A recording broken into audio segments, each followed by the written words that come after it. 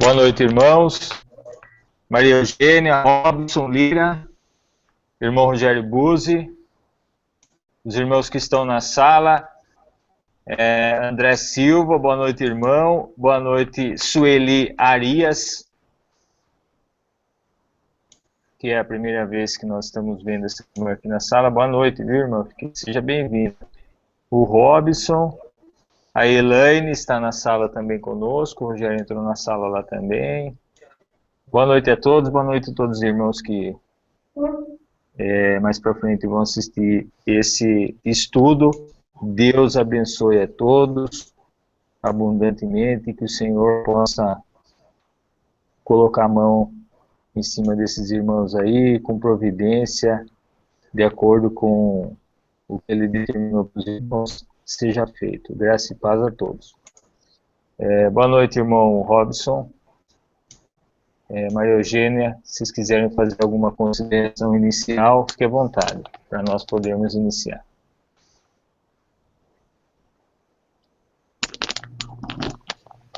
Irmão Marcílio.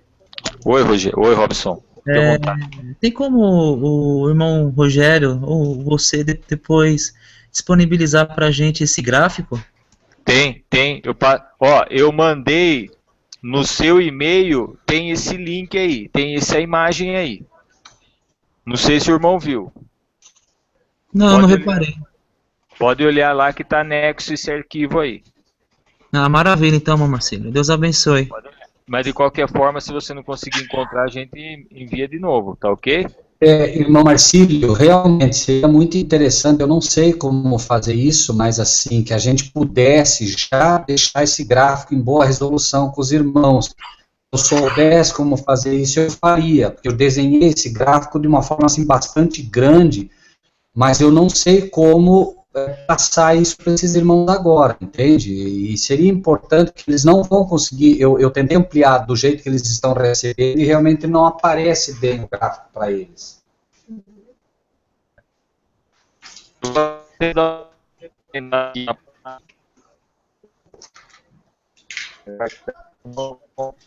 Melhor, você vai situando eu aqui, Rogério, eu vou, se você está vendo agora aí, eu estou mexendo na imagem dele, vamos ver onde a gente consegue, ou se precisar, a gente disponibiliza, localiza na imagem mais precisão. Mas depois a gente pode ver isso sim, Rogério. Você montou no Corel? Não, depois só me digam como, os amados irmãos, e me dão um e-mail, ou eu vou disponibilizar lá no Face então, e os irmãos todos têm Face, eu acredito, eles podem pegar lá, né, Marcílio? Perfeitamente. Tá? E enquanto isso, assim está excelente, irmão Marcílio. Se puder manter assim para os irmãos, vai ser muito bom, porque daí eles podem ir acompanhando passo a passo, né? Ok. Está na sala também a Silvana Mari Gonçalves Fener. Shalom, irmã, paz do Senhor. Vamos iniciar?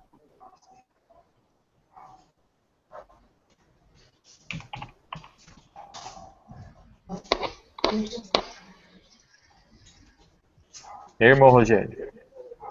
Não, pode iniciar a hora que o irmão Vamos quiser, fazer uma irmão oração? Marcílio. Só me deixa enviar a sala aqui e a gente inicia. Ok. Vamos orar.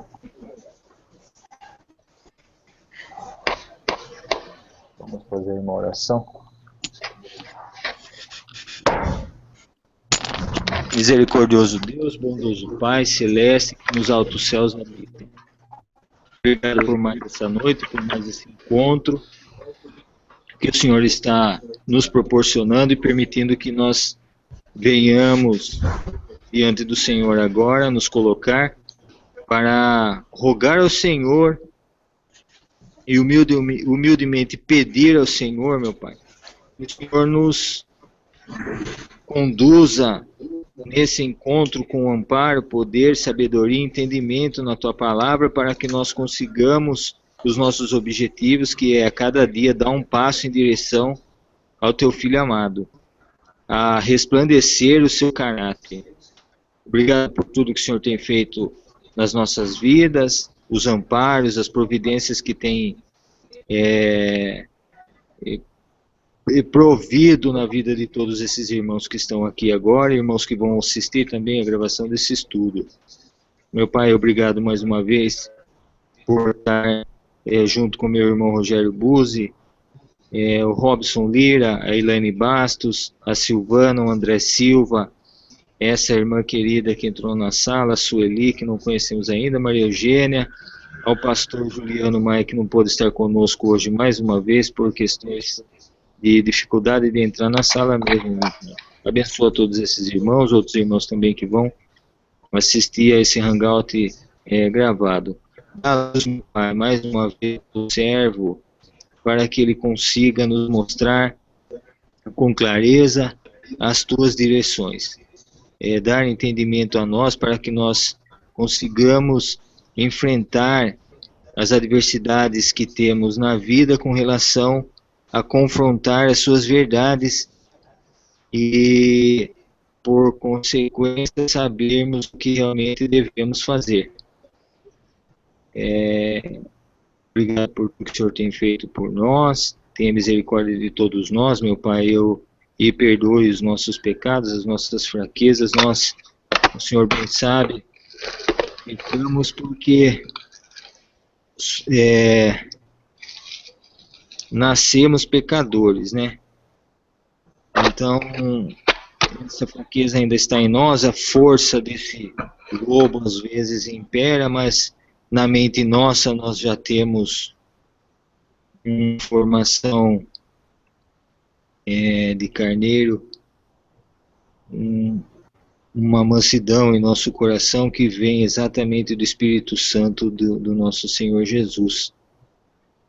Obrigado por tudo, em nome do nosso Senhor e Salvador, o teu Filho amado e ungido, Jesus Cristo. Amém. Amém. Vamos iniciar, é com o irmão. Amém.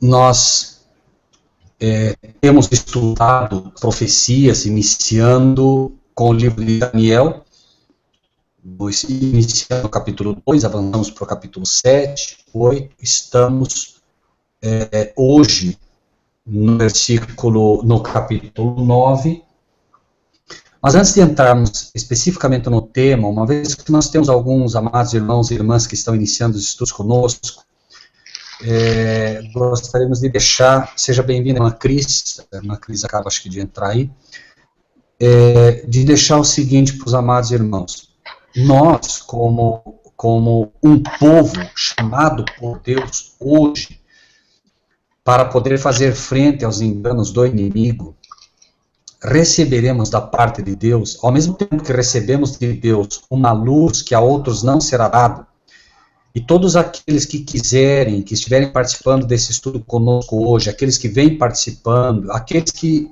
um dia terão acesso a isso, podem não acreditar, mas isso é algo que eu tenho no meu coração, assim, mas com toda a certeza do mundo, de tal maneira que eu diria hoje para os irmãos: eu posso falhar no momento em que for chamado para dar testemunho da minha fé.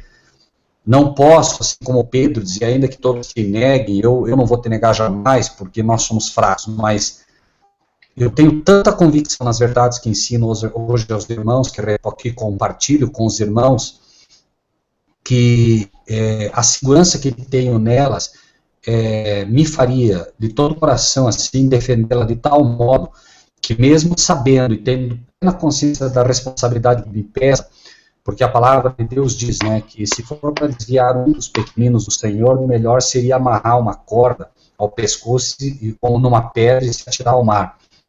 Eu tenho plena consciência de que essa responsabilidade pesa sobre mim, no momento que Deus me dá o privilégio de comunicar aos irmãos o que tenho recebido por estudos, e deixo isso bem claro: o que passo aos irmãos não é fruto de entendimento de igrejas, é fruto de entendimento de estudo pessoal, particular com Deus. Não existe dono de uma profecia dessa natureza. Mas gostaria também de dizer aos amados irmãos que esse tipo de mensagem é uma mensagem, como temos visto, específica para os servos de Deus.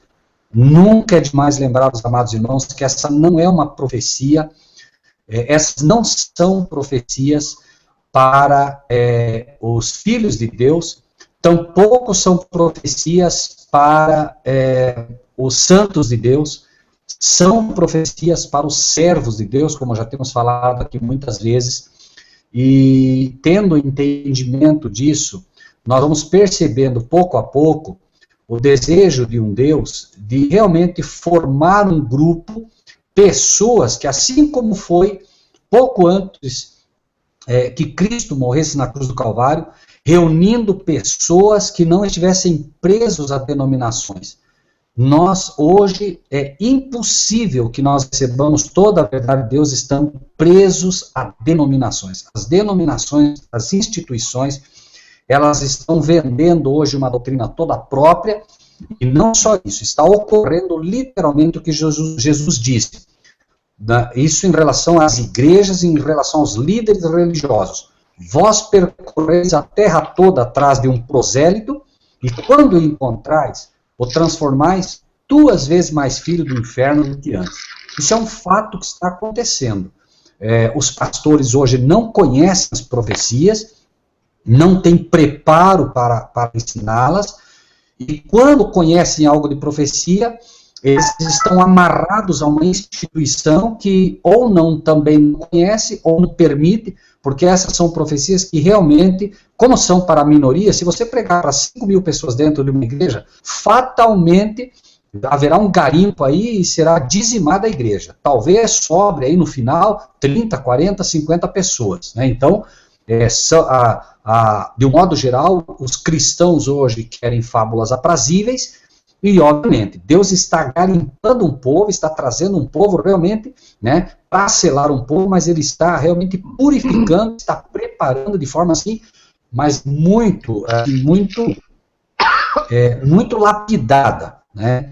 E essas profecias, se nós não prestarmos atenção, se nós estivermos nesse momento, amados irmãos e irmãs, com outras janelas abertas, estivermos ao mesmo tempo estudando isso e verificando outras coisas, nós não vamos aprender essas lições, não vamos. E o que é pior, né? Essa lição vai passar pela margem da nossa mente, e quando nós realmente precisarmos dela, como isso já passou por nós, não haverá o mesmo efeito. O Espírito de Deus não poderá impactar-nos com o mesmo efeito. Então, peço aos irmãos e irmãs, se houverem outras janelas abertas que vocês estiverem, por favor, fechem. Prestem atenção, não em mim, prestem atenção na palavra de Deus, porque, repito, ela é específica para servos de Deus e ela não vai poder ser entendida se a nossa mente não estiver bem focada nela em cada detalhe. E, claro, fiquem à vontade para fazer as perguntas, uma vez que, né, podem surgir dúvidas, e a gente tem que estar assim bem fundamentado no que vamos falar, né? Então, dito isso, vamos abrir, aqueles que querem, né, as nossas Bíblias, e os irmãos estarão colocando o texto para aqueles que têm mais dificuldade, para que possam nos acompanhar. Em primeiro lugar, no capítulo 9, o versículo 21 até o 24.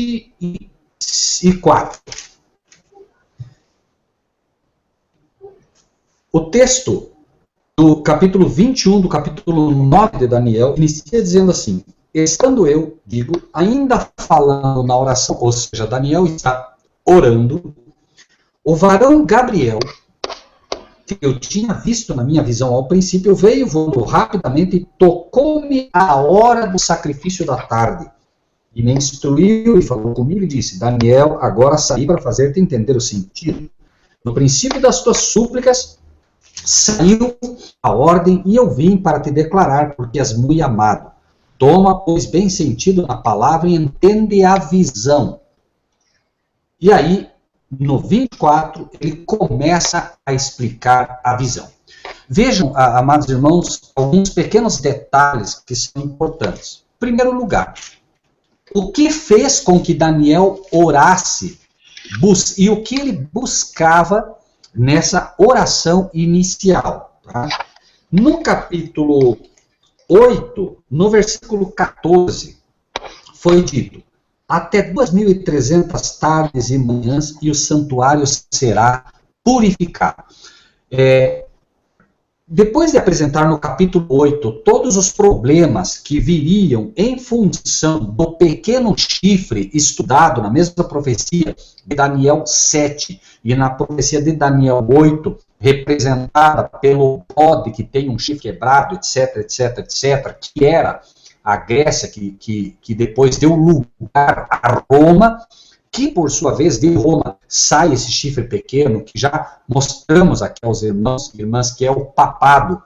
E aqueles que tiverem dúvida, por favor, perguntem por que é o papado, como provamos que ele é o papado, né? Depois nós poderemos responder. Apenas por enquanto, veja que em função de tudo que o papado faria, vem a pergunta, né? No versículo 13 do capítulo 8. Capítulo 8, versículo 13. Depois ouvi um santo que falava, e disse outro santo aquele que falava: até quando durará a visão do contínuo e da transgressão assoladora, para que seja entregue o santuário e o exército a fim de serem pisados? Então a pergunta é, até quando vai acontecer isso? O que gera aquela resposta e a oração de Daniel Daniel estava vendo na visão, e o que estava acontecendo é que o santuário, né, e todo aquele ritual que era feito, mostrando a verdade de que um dia o verdadeiro cordeiro morreria pelo ser humano, porque todos aqueles cordeiros, tudo que se fazia no santuário, era tão somente um simbolismo do verdadeiro cordeiro, que era Cristo Jesus, que viria a morrer pelo ser humano. E Daniel vê que esse santuário começa a ser desolado, começa a ser pisado, todo aquele cerimonial estava sendo jogado por terra, né? Como diz o próprio texto, tudo aquilo estava sendo pisado, estava sendo demolida a grande lição que era apresentada, alguém estava tomando o lugar de Cristo como o único sacerdote que o mundo pode ter diante de Deus, o santuário celestial estava sendo solapado por um santuário espúrio, né? Por isso, o texto era dito antes, né, que foi tirado o lugar do seu santuário, ou seja, o lugar do santuário, que é o celestial, estava sendo arrancado e colocando um santuário terreno no lugar dele. Não era o santuário que Deus mandou Moisés construir, porque nós estamos na época de Daniel aqui, e Daniel estava vendo em visão que toda aquela lição, todo aquele cerimonial estava sendo jogado por terra. Então ele pergunta até quando vai continuar isso, né? E aí vem a resposta que lemos, né? Acabamos de ler no capítulo 9, né? A partir do versículo 21, né? Que é a resposta à oração dele. Capítulo 9, 21. Estando eu, digo, ainda falando na oração, Daniel então está orando, Gabriel, o anjo do Senhor, se apresenta a ele, veio rapidamente e come a hora do sacrifício da tarde. Note que ele estava orando exatamente no momento em que acontecia o sacrifício do cordeiro na hora da tarde. Note que Deus, então, veja, o que estava na mente de Daniel nesse momento? Exatamente o cordeiro que estava sendo sacrificado naquele período da tarde. No santuário eram sacrificados um cordeiro pela manhã e um cordeiro pela tarde. Por isso também, né, vejam a importância de se orar, né? Daniel orava de manhã, de tarde e à noite. E aqui, justamente enquanto a mente de Daniel está voltada para o sacrifício, voltada para o cordeiro que morria, voltada para aquela cerimônia, porque Daniel sabia que a morte de cordeiros não tinha valor em expiação, mas sim era uma representação do verdadeiro cordeiro, como dissemos, e ele então está orando. Nesse momento vem, né, e olha o que acontece. No versículo 22, me instruiu e falou comigo e disse: Daniel, agora saí para fazer-te entender o sentido. Então ele está orando, ele está pedindo luz exatamente sobre a profecia das 2.300 tardes e manhãs que ele não tinha entendido, né? E ele então, o Gabriel, que é o anjo do Senhor, vem cumprindo o que diz o livro de Apocalipse. Nunca se esqueçam, Apocalipse 1, versículo 1 é a revelação, enquanto Daniel é a profecia. Note que diz aí, Apocalipse 1:1. Revelação de Jesus Cristo, a qual Deus lhe deu para mostrar aos seus servos, aqui Daniel é um dos servos, as coisas que brevemente devem acontecer, pelo seu anjo as enviou. Vejam, Gabriel cumprindo aqui, o anjo Gabriel agora cumprindo o que está dito no livro do Apocalipse, e as notificou a João, seu servo. Então, notem, essa profecia, como todas as outras profecias que são reveladas pelo livro de Apocalipse, elas são um conjunto de profecias que Deus dá para mostrar aos seus servos as coisas que devem acontecer e envia através do seu anjo. Aqui está mostrando exatamente isso. Por isso Gabriel vem e ele diz, inclusive, olha só que fantástico, versículo 23, no princípio das suas súplicas, vejam, Daniel orava, segundo a própria Bíblia, ele orava de manhã, de tarde e de noite.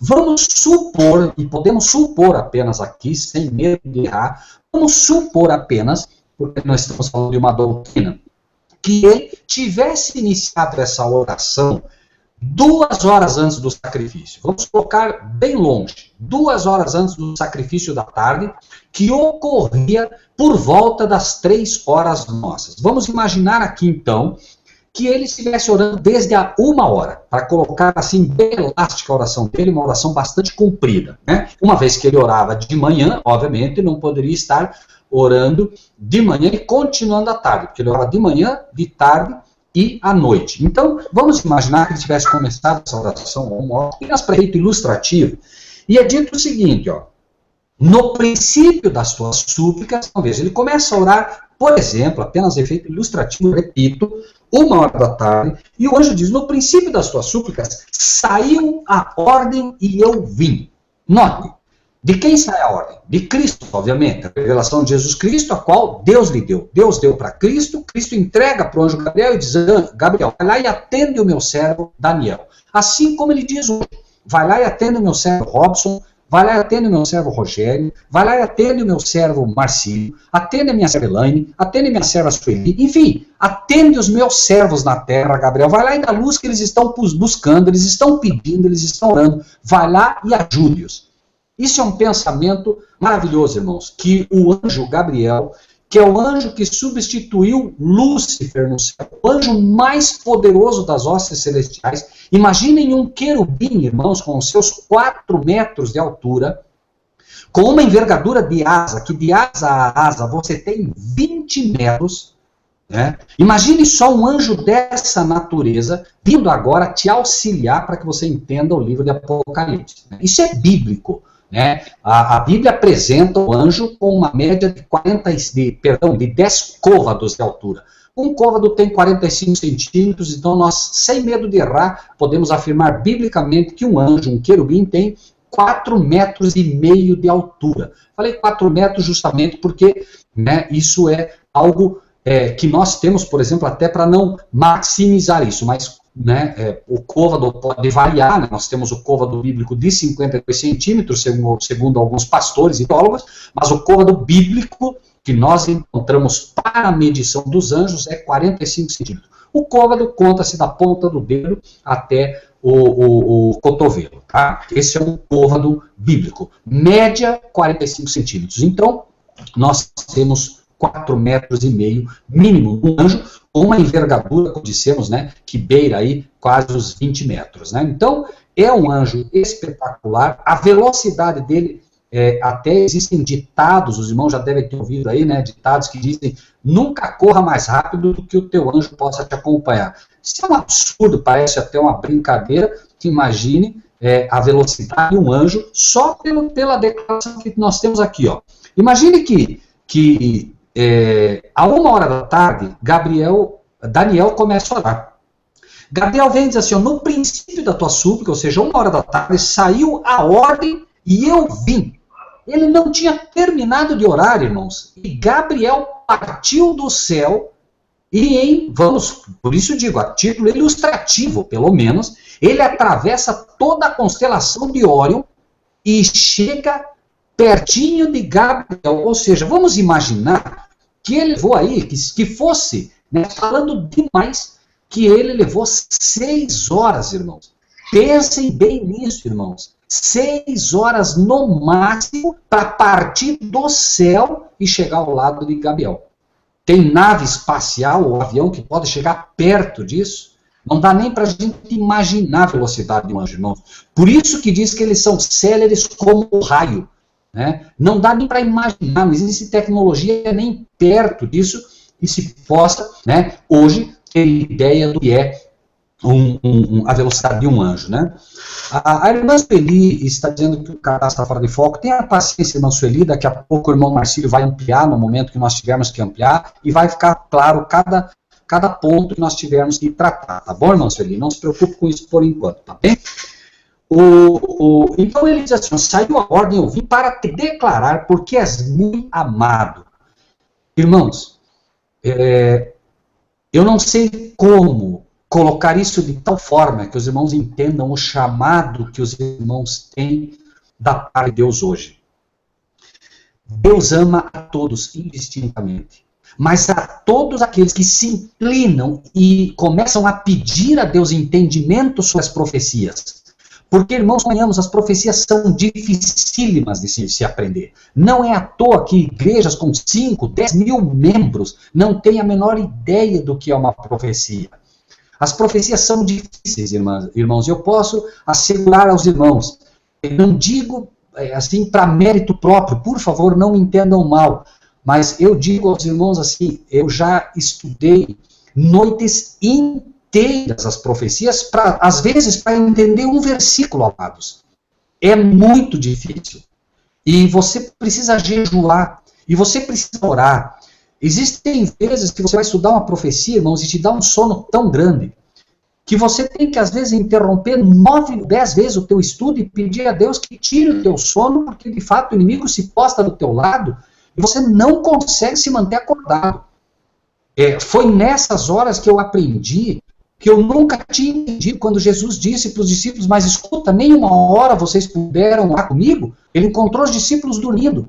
E eu me perguntava, eu dizia, Senhor, mas por que o Senhor chamou a atenção dos discípulos? O sono é uma coisa que a gente não consegue dominar. E Deus me mostrou que sim, a gente consegue dominar o sono sim, mas será com uma luta tremenda. Ou seja, eu entendi que naquele então, o inimigo fez com que eles dormissem. Da mesma forma que a igreja dormiu e não conseguiu entender as profecias de Deus.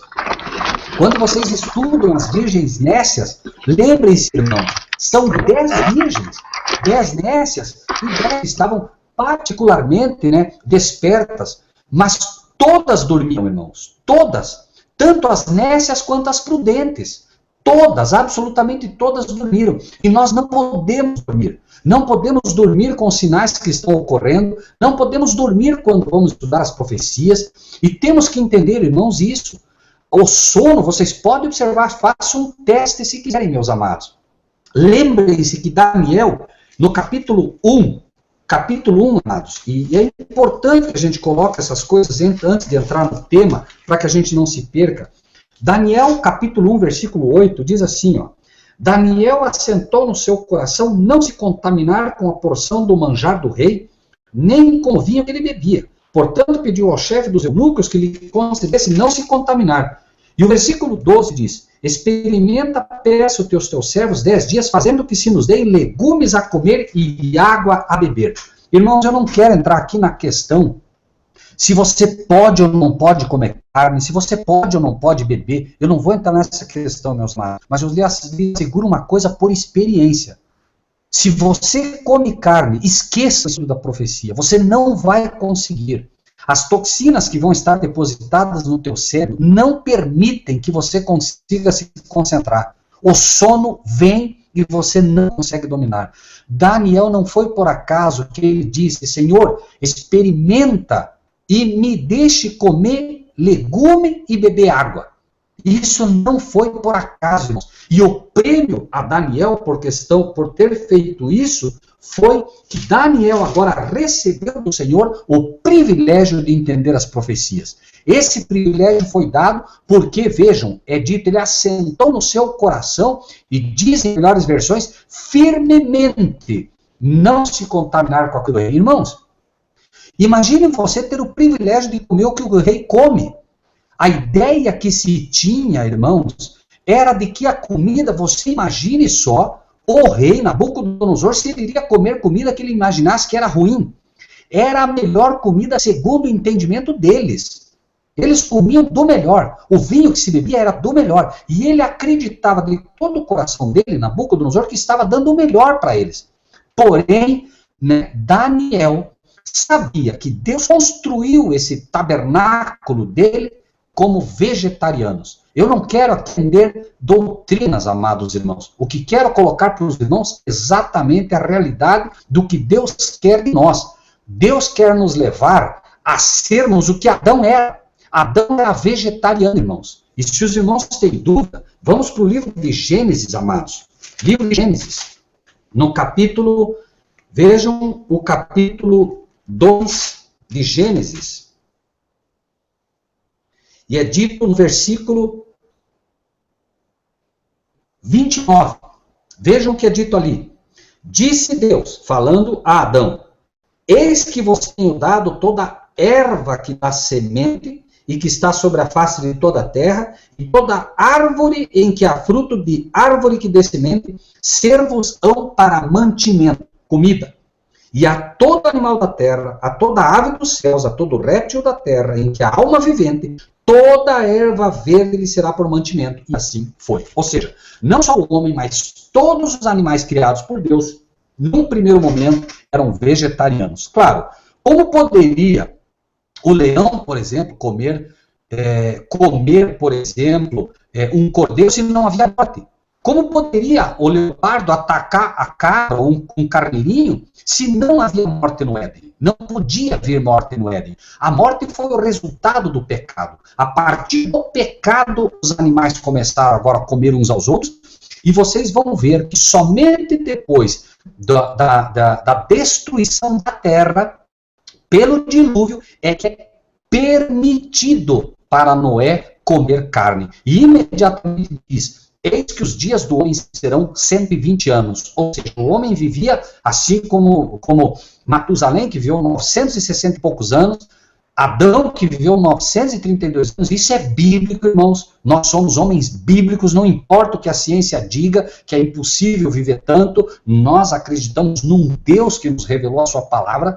Adão viveu, amados irmãos, 932 anos, né, numa dieta basicamente vegetariana, e todos que vieram após ele. Mas depois do dilúvio, como o dilúvio acabou com toda a vegetação, não havia o que comer, ele teve que se alimentar dos animais puros que estavam na arca, no primeiro momento, Noé e sua família. Então, imediatamente, o gênero humano se degrada, e a vida do homem passa a ser 120 anos, conforme o relato bíblico, né? Eis que os dias do homem serão 120 anos. Então, né, apenas com essa premissa que a gente quis colocar, irmãos, entendam, amados irmãos, o seguinte: não se trata de doutrina.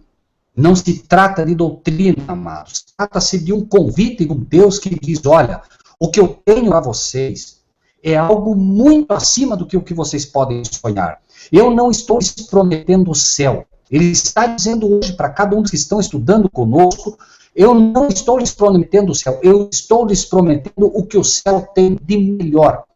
Eu não quero vocês morando no paraíso. Eu quero vocês como meus sacerdotes. Eu quero vocês como reis e sacerdotes. Eu quero que vocês dominem sobre cidades. E para isso eu quero preparar vocês. Mas assim como os meus sacerdotes no passado, assim como os nazireus no passado, não podiam beber vinho, não podiam comer carne, lembre-se, não comiam. Assim como a eles era dado uma série de restrições que não era dado ao povo comum, também eu lhes dou restrições porque quero de vocês o melhor.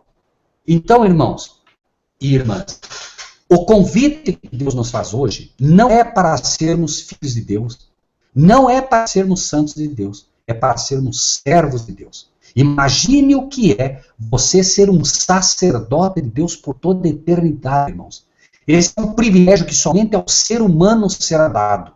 Por quê? Onde abundou o pecado, superabundou a graça. Nenhuma raça criada por Deus, de todos os mundos criados por Deus, até hoje terá esse privilégio. E sabem por quê?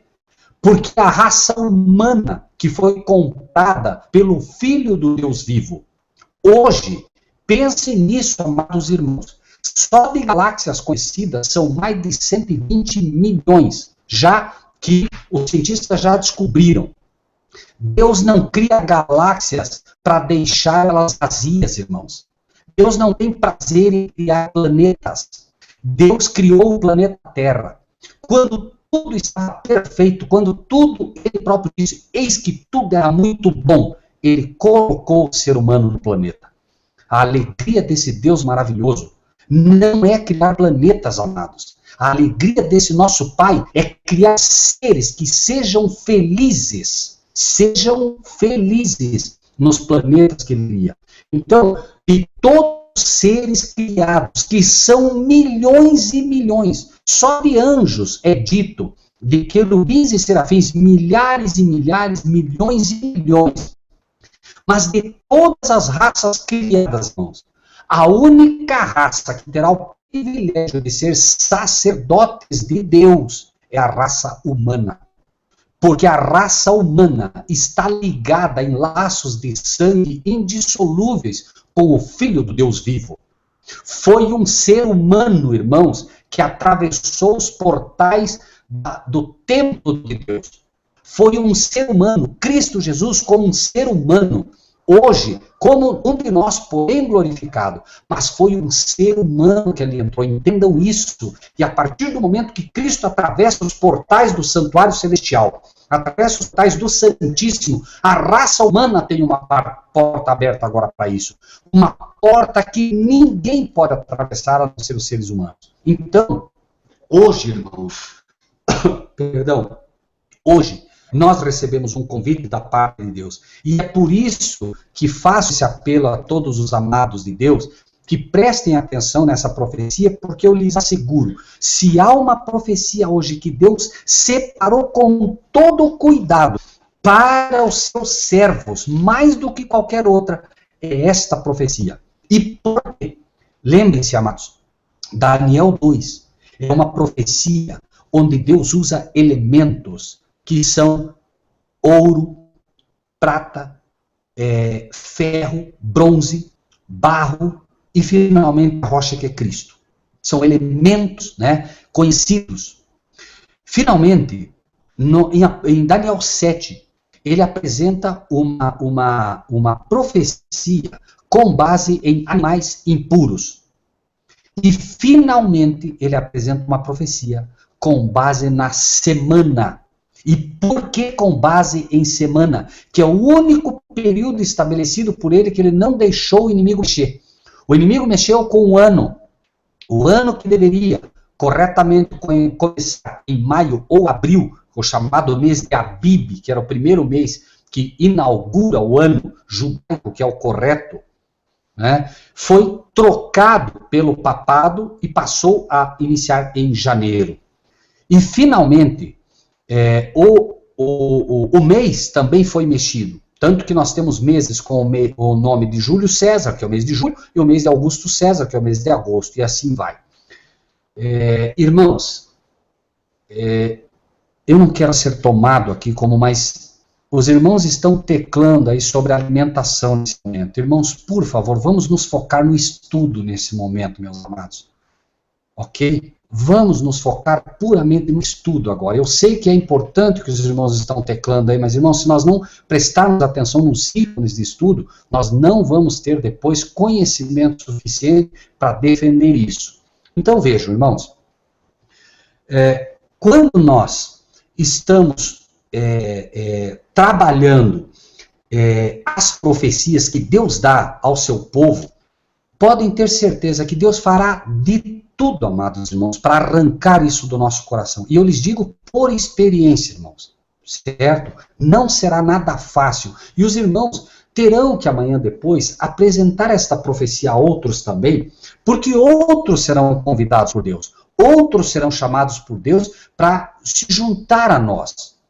E se eu lhes digo isso, irmãos, é porque, repito, eu sei o desejo que Deus tem de preparar cada um dos irmãos que estão aqui nessa sala, cada um dos irmãos que serão tocados por esse estudo no futuro, são pessoas a quem os anjos estão trazendo pela mão, são pessoas escolhidas a dedo por Deus. E não é porque alguém aqui é bom, irmãos, Nós, quem sabe, somos os piores dessa terra. Mas talvez por isso mesmo Deus tenha nos chamado. Porque Deus diz, o meu poder se aperfeiçoa na fraqueza.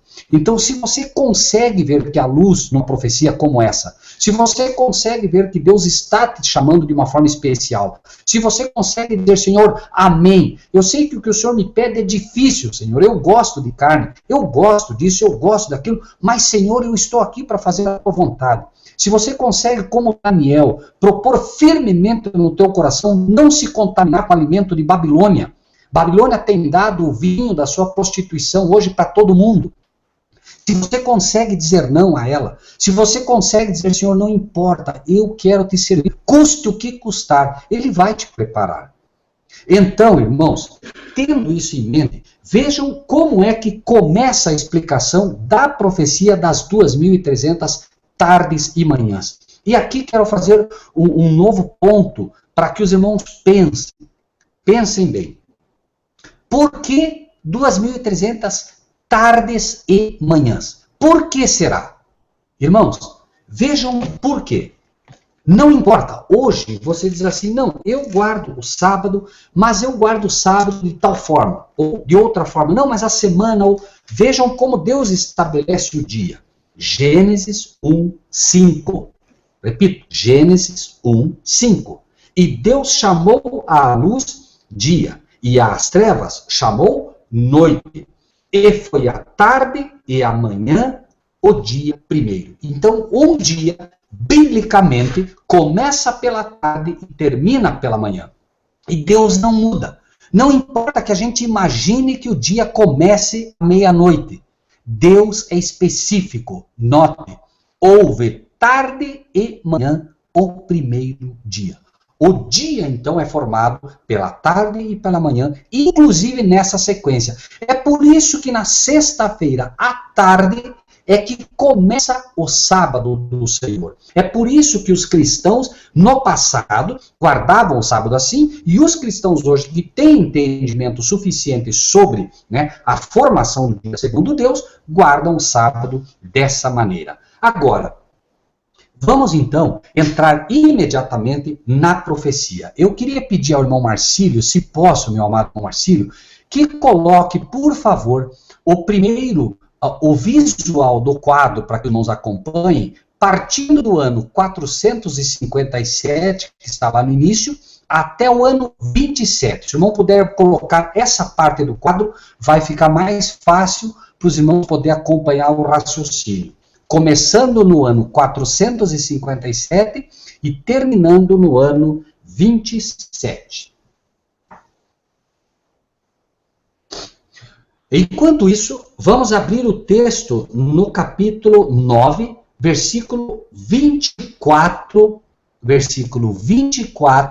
Perdão, irmão Marcílio, coloque, por favor, me perdoe. Coloque no ano 34, perdão. 34.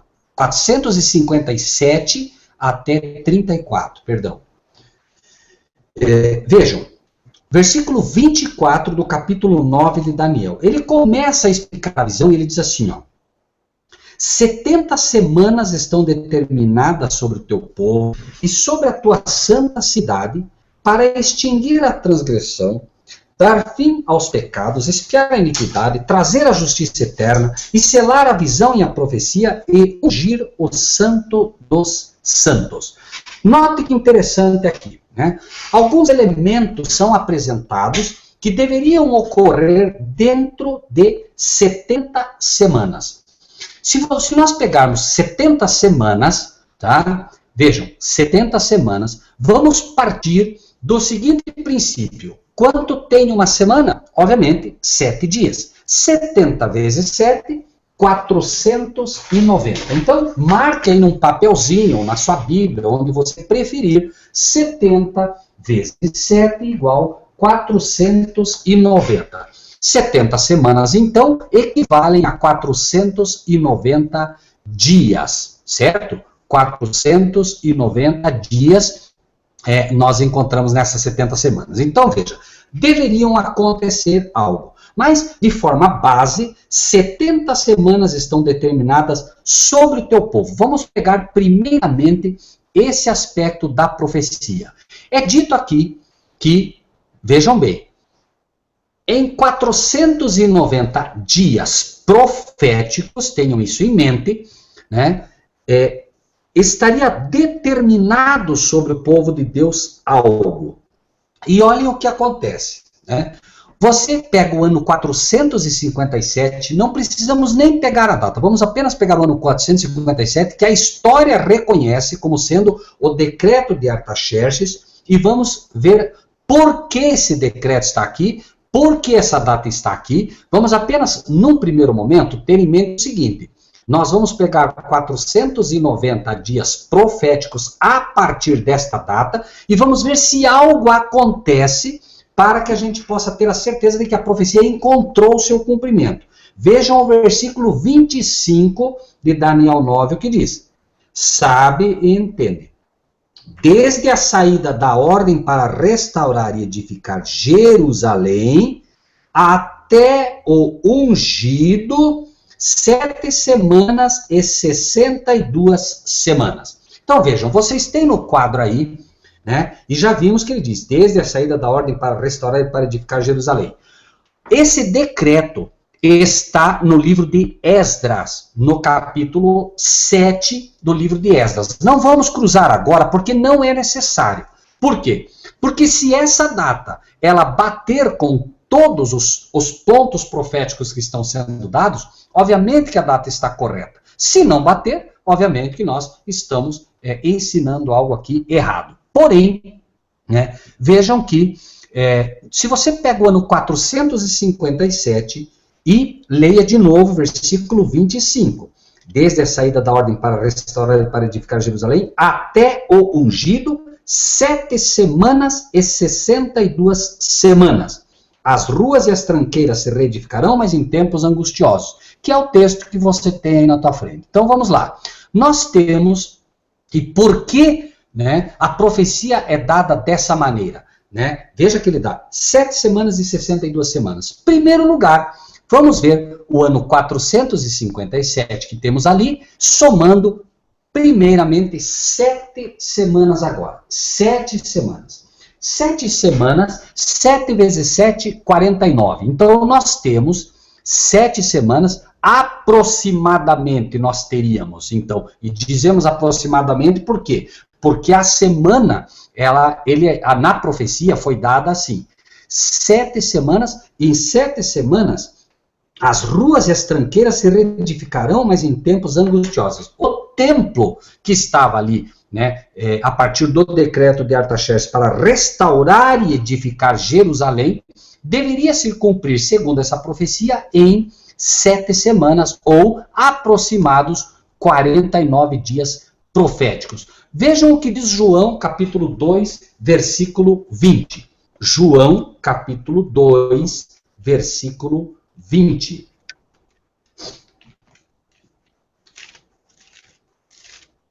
João 2, 20. Disseram, pois, os judeus, em 46 anos foi edificado este templo e tu o levantarás em 3 dias. Quando Jesus disse, derribai esse templo e eu o levantarei, os judeus disseram para ele, escuta, eles entenderam que Jesus estava falando do templo físico, Jesus estava falando do templo da alma, do templo do Espírito Santo, que eles dizem, 46 anos levou. Pergunta aos irmãos, 46 anos, quantas semanas são? 7 semanas. Note que se cumpre aqui. Então, começa no ano 457, depois de 49, aproximadamente 7 semanas, certo?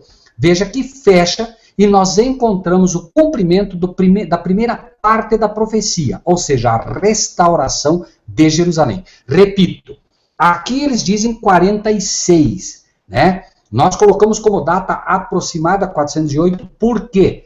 Porque 46, está dentro das 7 semanas. Ele não disse 49 cravados, ele disse 7 semanas. Com certeza, se você entra na última semana, ou seja, se nós tivéssemos 6 semanas e mais um dia, nós já estaríamos na 7ª semana. Então, o cumprimento bíblico, ainda que seja parcial, ele é considerado completo a nível de semanas. Por quê? Porque de fato foram 7 semanas. Mesmo que incompletas, é considerada a 7ª semana. Então, nós tivemos o primeiro cumprimento aqui, né, das 7 semanas. Só que diz assim o texto: 7 semanas e 62 semanas até o ungido.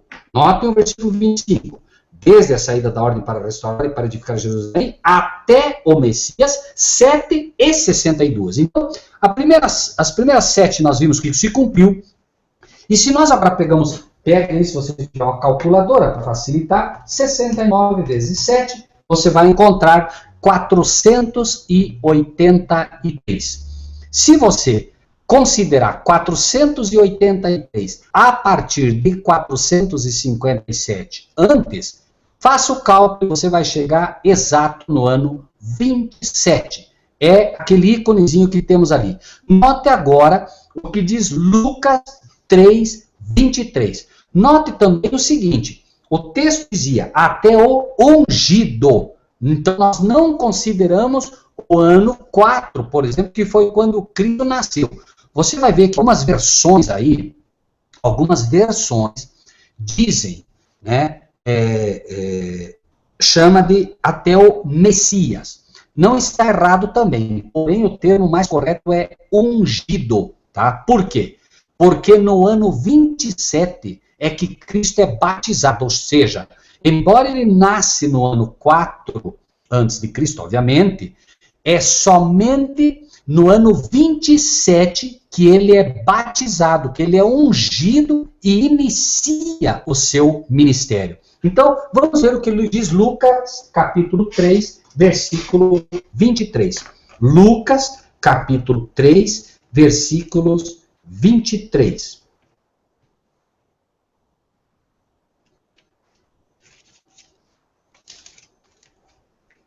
Diz o seguinte: e o mesmo Jesus começava a ser de quase 30 anos, aí diz a genealogia, né? Cedo, como se cuidava, filho de José, José de Eli, etc, etc, etc.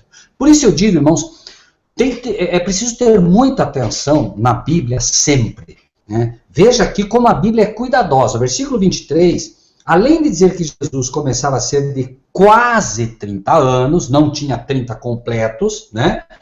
Também dizendo como se cuidava filho de José. Né? Por que como se cuidava? Porque de fato Jesus era filho de Deus. Mas as pessoas, muitos, imaginavam que ele era filho de José. Como se cuidava não é porque era, é como as pessoas, muitos, pensavam que era filho de José. Ok? Muitos. Não a grande maioria. A grande maioria chamava inclusive Jesus de bastardo, fazendo até uma analogia má contra o filho de Deus, porém, como se cuidava, ele era filho de José, até porque José adotou a Jesus, né, como um pai terreno, e isso era como se cuidava, aquilo que era normalmente aceito por aqueles que não tinham, né, nenhum preconceito quanto a Cristo Jesus e nem contra José ou Maria. Aqueles que acreditavam, né, que Maria realmente concebeu do Espírito Santo e não, né, como os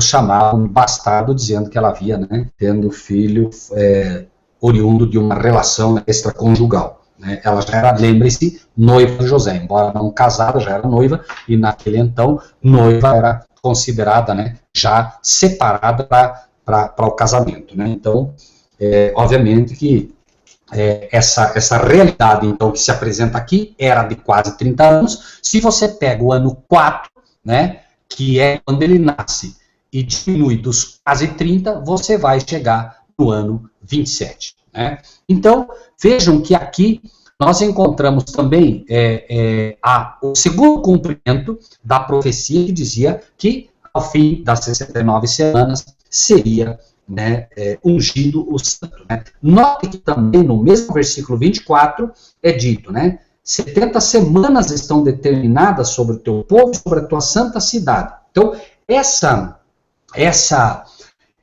profecia das 70 semanas, veja que você começa no ano 457, na primeira semana que é dada, as primeiras 7 semanas, restaurou-se o templo de Jerusalém. Ao final da 69ª semana, encontra o cumprimento no ungido. Agora note o versículo 26. Depois das 62 semanas, será tirado o Messias e não será mais. Ou seja, o próximo cumprimento profético seria que depois do final das 62 semanas, mais logicamente a primeiras 7 semanas, então depois das 69 semanas completas, seria tirado o Messias e não seria mais. E o povo do príncipe que há de vir destruirá a cidade e o santuário. Diz, e o seu fim será com uma inundação, e até o fim haverá guerra, estão determinadas as assolações. Ou seja, a partir do momento que Cristo fosse morto, a partir do momento que o povo judeu matasse a Cristo, eles estariam condenados como povo. Por isso diz, né, depois das 62 semanas será tirado o Messias, e o povo do príncipe que há de vir destruirá a cidade e o santuário. Dito e feito. Depois que Jesus morre, eles estão já condenados, passa-se, né, chega-se ao ano 70 e Jerusalém é completamente destruída. Porém, através de Tito, né, o general que destrói o templo e destruiu inclusive Jerusalém. Né? Agora, note que o versículo 27 diz o seguinte, ele firmará um concerto com muitos por uma semana. Bom, se nós tivemos 7 semanas e mais 62 semanas, e nós tivemos então, né, 69 semanas, quando ele diz ele firmará um concerto com muitos por uma semana, obviamente que tem que ser dentro da semana a partir do batismo. Por quê? Porque antes não teria como ele fazer esse concerto. Né? Então veja, ele faz um concerto com muitos por uma semana. Na metade da semana fará cessar o sacrifício. Note que interessante. A última semana, ela inaugura no ano 27 e termina no ano 34, que é o apedrejamento de Estevão. Quando Estevão é apedrejada, Israel deixa de ser a nação eleita. Ou seja, o concerto feito termina. Por quê? Por que o concerto durou uma semana? Por que esse concerto não se findou com a morte de Jesus? Porque com a morte de Jesus, eles se decretam condenados, mas ainda havia tempo de arrependimento. Por quê? Muitos, inclusive, que viram Cristo morrendo na cruz do Calvário, só aí perceberam que ele era de fato prometido. Então, até Estevão, ainda havia tempo de arrependimento. Porém, quando fica claro, e Estevão mostra toda a história do Messias prometido, e ainda assim eles apedrejam Estevão, finaliza-se a última semana, que era a semana do concerto final, e Israel é rejeitada como nação. Agora vejam, por exemplo, né, apenas para a gente não se perder na profecia, Marcos capítulo 15, versículo 37, o que diz? Marcos capítulo 15, versículo 37.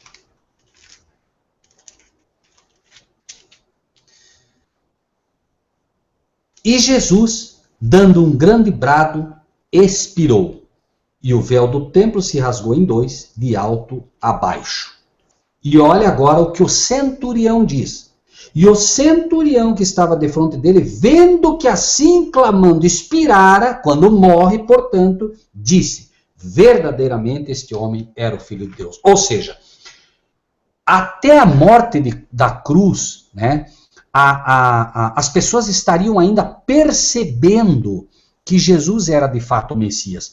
Jesus morre, esse homem reconhece, começa a falar inclusive sobre isso, começa a correr de boca em boca esse dito, as pessoas começam agora a se perguntar, escuta, mas o que houve? Quem que era aquele? Quem que não era? Não, aquele lá era Jesus, disse que era o rei dos judeus. Não, mas como assim? Não, mas veja bem, e eles começam a estudar. Por quê? Porque ele morre ali, muita gente estava dizendo, ele morreu como inocente, ele era inocente, enfim. Ou seja, começa realmente a própria morte de Cristo, como ele já havia prometido a Nicodemos, né, que assim como Moisés levantou a serpente no deserto, né, quando o Filho do Homem for levantado, todos atrairei a mim. Então, já era dito que na morte dele, muitas pessoas ainda seriam atraídas a ele. E isso ocorreu. Né? Por isso esse concerto ainda de uma semana. O concerto, que é a última semana das 70, Por isso repetimos, começou no ano 27 e terminou no ano 34. Note que 27 mais 7, 34. Era exatamente a última semana na qual nós teríamos esse cumprimento. Note que no apedrejamento de Estevão, se nós vamos para o capítulo de Atos, capítulo 7, Atos 7, versículo 59, vamos encontrar esse cumprimento na Bíblia. Veja o 59. Apedrejaram a Estevão, que em invocação dizia, Senhor Jesus, recebe o meu espírito. Então, ele morre exatamente como morre Jesus. Note que Jesus foi dito ali, né? E bradando, expirou, né? Pai, em tuas mãos entrego o meu espírito. Exatamente o que acontece com Estevão. Estevão, como um protótipo ali de Cristo também morrendo, usa exatamente as mesmas palavras dele. E agora, o que acontece? Saulo, né, sai, se arrepende e o evangelho agora vai também para quem? Para os gentios. Note que fantástico o cumprimento pelo que Cristo mesmo falou. Olha o que diz o livro de Mateus, e às vezes a gente lê as coisas e pensa que na Bíblia existem coisas que são feitas por acaso, ou certamente você já deve ter ouvido pregação do seu pastor, que pregando sobre o perdão, quando Pedro diz, né, Senhor, quantas vezes devo perdoar aquele que peca contra mim? Senhor, 7 vezes. Os fariseus ensinavam que você deveria perdoar até 3 vezes. Pedro, como sabia que Cristo era bem melhor que os fariseus, ele veio e diz assim, Senhor, 7 vezes. Qual é a resposta de Jesus? Né?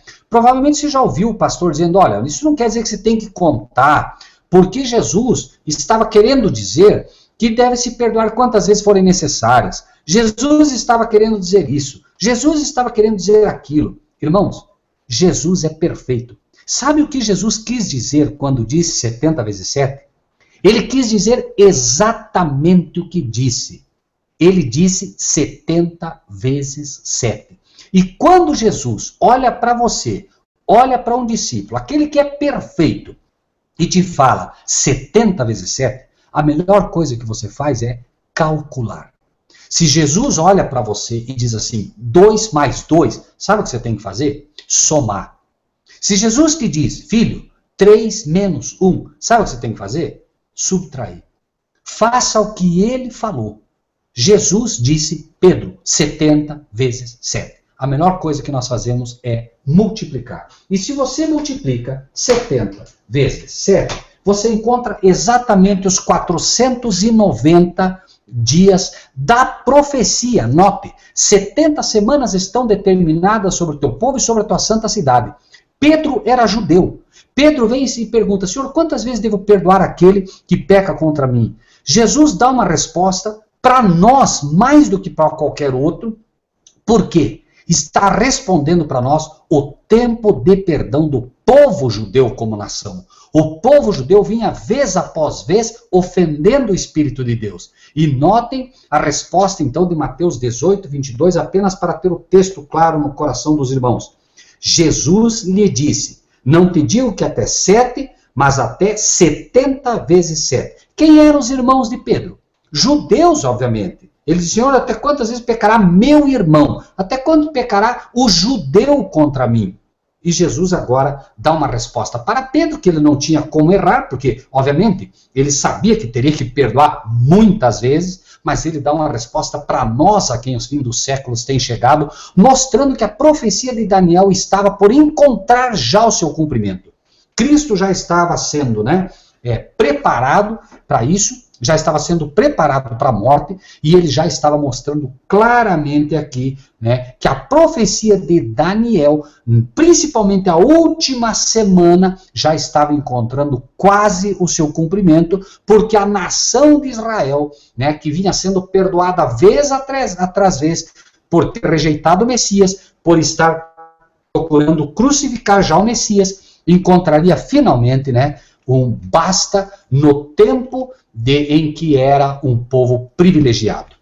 Bom, Seguindo o estudo, se até aqui estamos claros, note que nós colocamos aí, para que você possa acompanhar, antes do ano 457, aí na sua tabelinha, o número 1, no 408, o número 2, no ano 27, o número 3, no ano 4, o número 31, no 34, o número 5, são números que nós já vamos explicar o que quer dizer.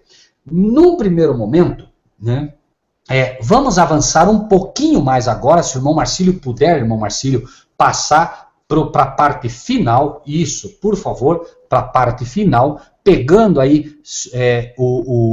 a última data, aí, 6/1844, essa data, vamos deixar aí para que os irmãos possam acompanhar com a gente. Notem que a profecia foi, desde o princípio, até quando, né, duraria esta transgressão. No versículo 24, voltando um pouquinho, ele diz: 70 semanas estão determinadas sobre o teu povo, já vimos que se cumpriu no ano 34, sobre a tua santa cidade, sabemos que ela foi destruída no ano 70, mas aí diz assim: para dar fim aos pecados, expiar a iniquidade, trazer a justiça eterna, selar a visão e a profecia e ungir o santo dos santos. Todas essas coisas tinham que ocorrer. Porém, notem que era dada 2.300 tardes e manhãs. É isso que foi dada na profecia. Tome aí uma calculadora, se você puder, 2.300 menos qual era o período profético que nós tínhamos.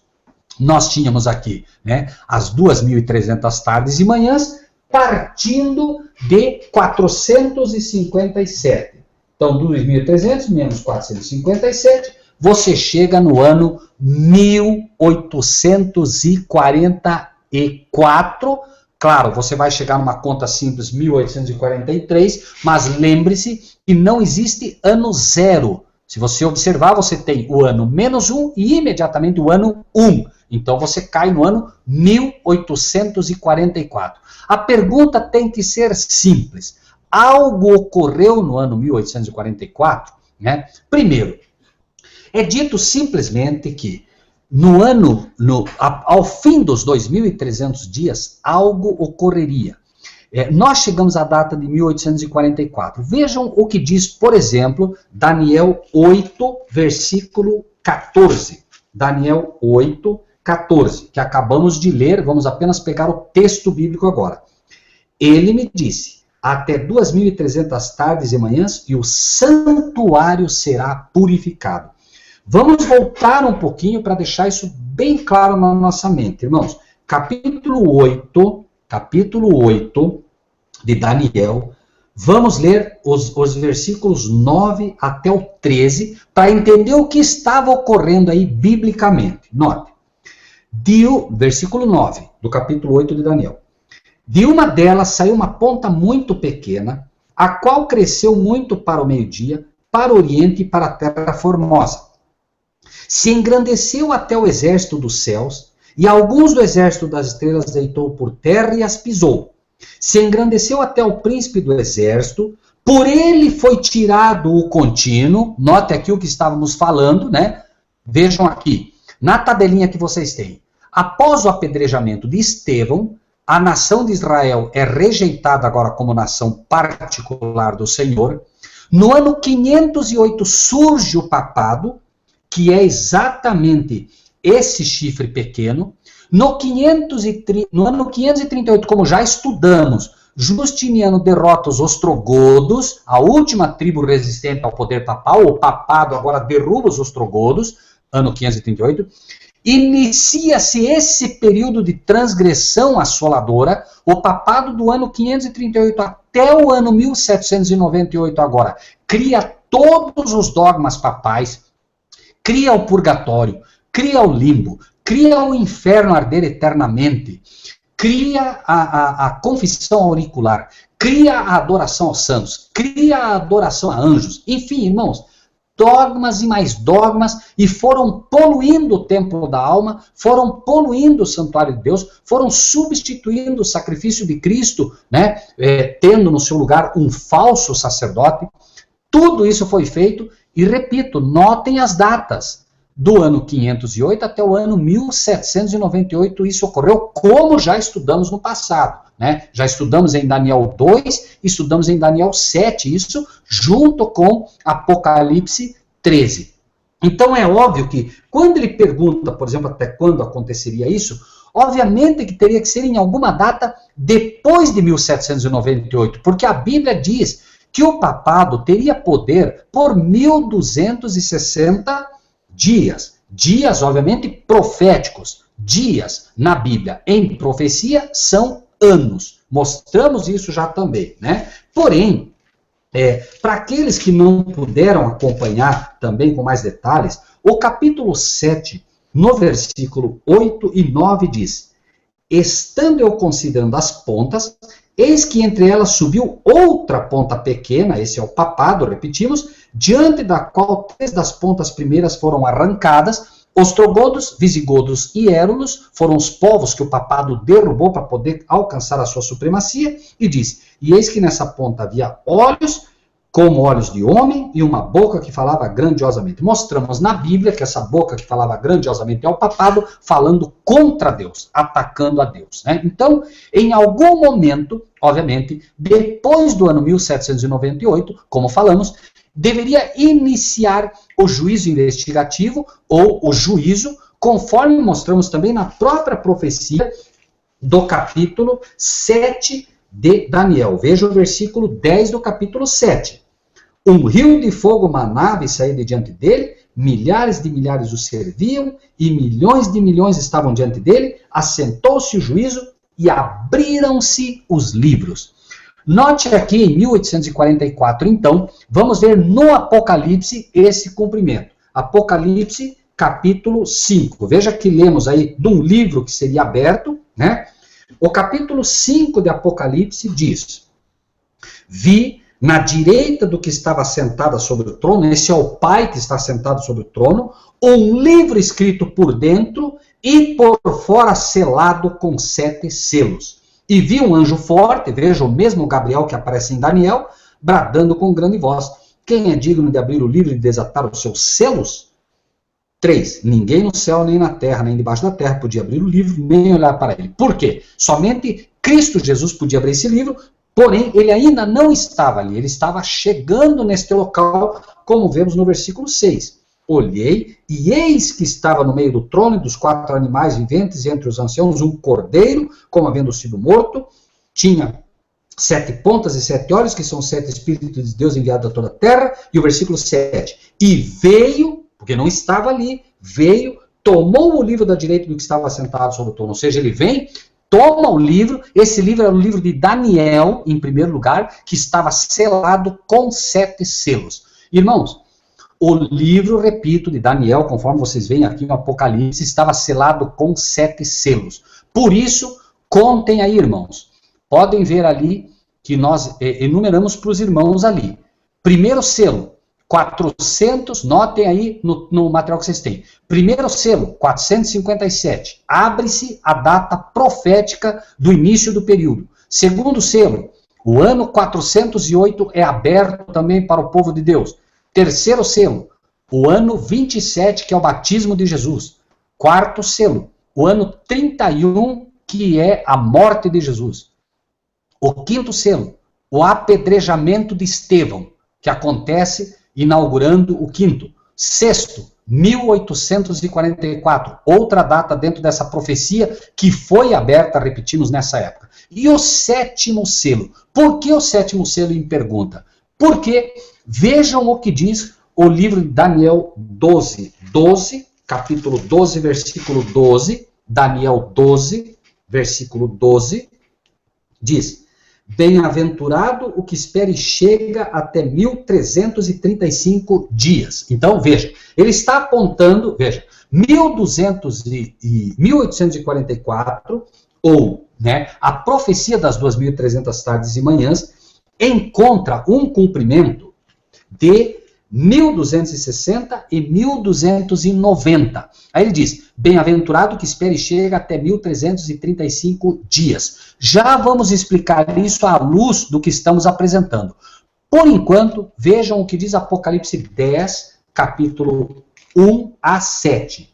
Apocalipse 10, 1 a 7. Prestem bastante atenção nesse detalhe e nós já vamos mostrar para os irmãos como biblicamente não há como fugir dessa profecia.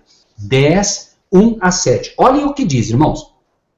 Vi outro anjo forte que descia do céu, vestido de uma nuvem, por cima da sua cabeça estava o arco celeste, o rosto era como o sol e os pés como coluna de fogo. Notem o versículo 2, amados. Tinha na mão um livrinho aberto. Esse é o livro de Daniel que está aberto, nas mãos de Cristo que tomou esse livrinho. Por isso o rosto como o sol, lembre-se, Jesus é o sol da justiça.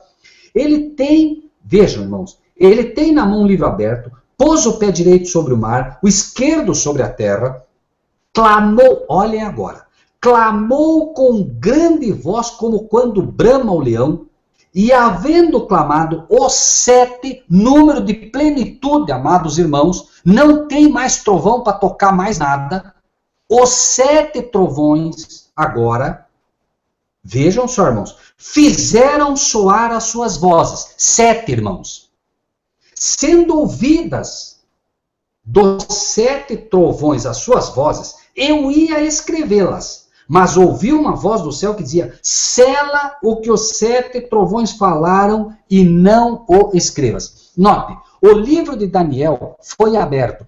Todos os selos foram abertos. Apenas o último não foi aberto. E vejam o que é.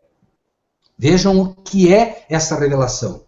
Sendo ouvidas os 7 trovões, eu ia escrevê-las. João ia escrever, mas disse, não, sela isso aí. Não é para escrever isso. E o anjo que via estar sobre o mar e sobre a terra levantou a mão ao céu e jurou por aquele que vive para todo sempre, jurou em nome do Pai, o qual criou o céu e o que nele há, a terra e o que nele há, e o mar e o que nele há, que o quê? Que não haverá mais demora. Não haverá mais demora do que, irmãos? Só existe uma coisa que o cristão deseja hoje. Mas nos dias da voz do 7º anjo, 7º, quando tocar a sua trombeta, a palavra de Deus diz, mas ao soar da 7ª trombeta, Cristo vem buscar os seus. Note, mas nos dias da voz do 7º anjo, quando tocar a sua trombeta, a 7ª, o 7º anjo tem que tocar a 7ª trombeta, se cumprirá o segredo de Deus, como anunciou aos profetas os seus servos. Irmãos, se os irmãos me permitem colocar algo aqui, e se os irmãos conseguem acompanhar esse raciocínio com calma, em primeiro lugar, vejam o que está sendo dito aqui. Primeiro ele jura pelo Pai, porque somente o Pai sabia o dia e a hora. Então o juramento tem que ser em nome do Pai. Aí ele diz assim, né? Não haverá mais demora. Não há nada que o cristão deseje mais do que a vinda de Cristo Jesus. As vozes que proferem do trono são as vozes que proferem do Pai. Certo? É o Pai. O segredo do Pai é esse. Jesus disse, a vinda do Filho do Homem ninguém sabe. Nem os anjos de Deus, nem o Filho. Somente o Pai. O segredo do Pai é esse. É a vinda do Senhor Jesus. Por isso que, embora tenham sido abertos os 7 selos, o último selo, embora aberto, foi dito, não escrevas. Ou seja, não está revelado. Isto será dito diretamente pelo Pai. O Pai vai anunciar. Agora notem, irmãos, se isso é assim ou não. Então nós temos 1844, a última data profética das 2.300 tardes e manhãs. Não teremos mais data profética quanto ao tempo, a não ser aquelas que estão dentro da profecia das 2.300 tardes e manhãs, se me entendem. Agora vejam, irmãos, o seguinte. Irmão Marcílio, veja, assim tá bom, perdão. Vejam só.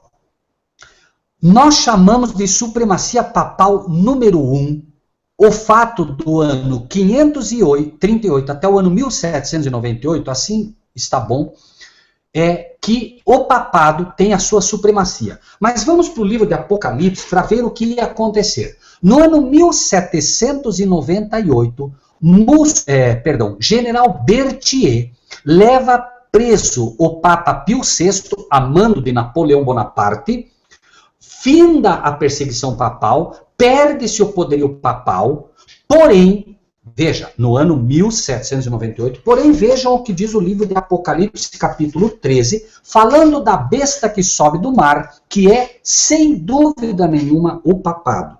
Apocalipse 13, versículo 3. Prestem atenção, amados irmãos, aqui.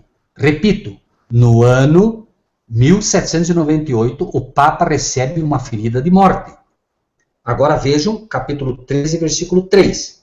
Vi uma de suas cabeças, uma das cabeças do papado, como ferida de morte, e a sua chaga mortal foi curada, e toda a terra se maravilhou após a besta. Então, a ferida mortal, que foi recebida no ano 1798, seria, segundo a profecia, curada. No ano 1929, Mussolini faz o Tratado de Latrão, devolve o território para o Papa, reempossa o Papa, e o papado passa a ser agora uma monarquia novamente. E note, irmãos, essa cabeça agora que foi ferida de morte, ela foi curada e toda a terra começa a se inclinar a ela. Agora vejam, ali onde o irmão Marcílio acaba de anotar, vejam primeiro o texto que está em vermelho, que está no livro de Eclesiastes, capítulo 1, versículo 9.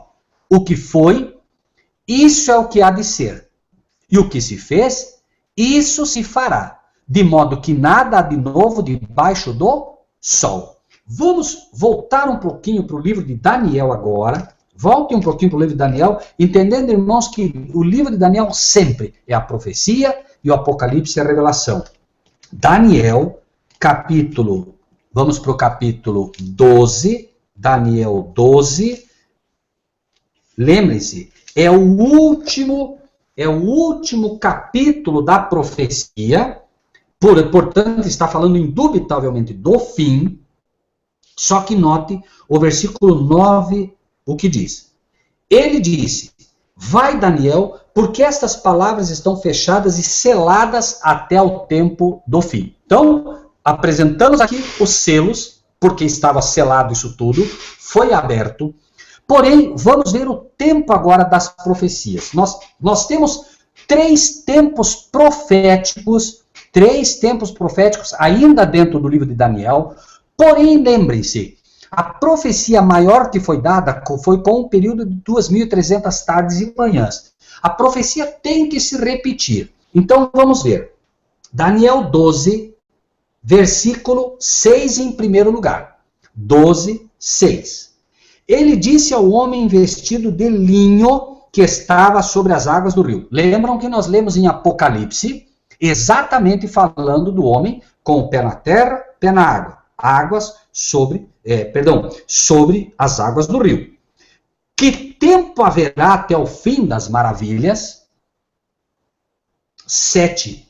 Ouvi o homem vestido de linho. Por duas vezes é dito homem vestido de linho. Por quê? Porque o último trabalho que Cristo faz aqui no céu, em prol do ser humano, será vestido de linho. Lembrem-se, Apocalipse 1 apresenta Cristo vestido de vestes talares, ou vestes compridas, como dizem algumas versões. Essa é a veste do sacerdote. Porém, no capítulo 5 e no capítulo 10, ele aparece vestido de linho, assim como aqui em Daniel. Por que aqui em Daniel o homem aparece vestido de linho? Porque ele já está vestido como sumo sacerdote. E notem aqui o juramento que ele faz agora, como ele faz o juramento lá. Ouvi o homem vestido de linho, portanto, já como sumo sacerdote, encerrando o seu trabalho, é o último trabalho que ele faz, é como sumo sacerdote no Santíssimo, repetimos, quando levantou a sua mão direita e a sua mão esquerda. Tem que ser Cristo apresentando as marcas da cruz, certo? Por isso a mão esquerda e a mão direita, né? Então ele jura, dizendo, Pai, olha aqui, Pai, é o sacrifício que eu fiz por eles, Pai, certo? Jura por aquele que vive eternamente, que depois de note, tempos e metade de um tempo. Irmãos, tempos e metade de um tempo, ok? Tempo na Bíblia é ano bíblico. 360 dias. Então, coloque aí, tempo, 360. Tempos, sempre que na Bíblia aparece a palavra em plural, mas não acompanhada do algarismo, é 2. Por exemplo, tempo, 1, tempos, 2, 3 tempos, então são 3 anos. Quando não há o algarismo, é 2, sempre. Então, tempo, 360, tempos, 720, metade de um tempo, 180. Somem 360, que é um tempo, mais 720, que é 2 tempos, mais 180, que é metade de um tempo. Irmãos, cravados 1260. Façam a conta aí, ó. 538 até 1798. 1260. Sem pôr nem tirar. A Bíblia fala do poder, que era o poder da perseguição papal, 42 meses. Agora vamos acompanhar esse pequeno raciocínio, irmãos. Vejam só. Nós temos um período aqui, no final do livro de Daniel, de 1260 dias. A Bíblia diz que os tempos serão abreviados. Se os tempos não fossem abreviados, não sobraria nenhuma carne. No passado, a dominação papal foi de 1260 dias proféticos. Portanto, 1260 anos, segundo a própria Bíblia. Um dia te dei cada dia por um ano. Então, profeticamente, um dia equivale a um ano, conforme vimos aí na tabelinha de cima. Porém, agora, Deus diz que os dias serão abreviados. Então, vejam bem, a partir de agora, a profecia toma uma conotação literal. Vamos ver isso na própria Bíblia. Agora, vejam só, Apocalipse capítulo 13, falando da besta. Lembrem-se que ela perseguiu durante 1260 anos, 1260 dias proféticos ou 1260 anos.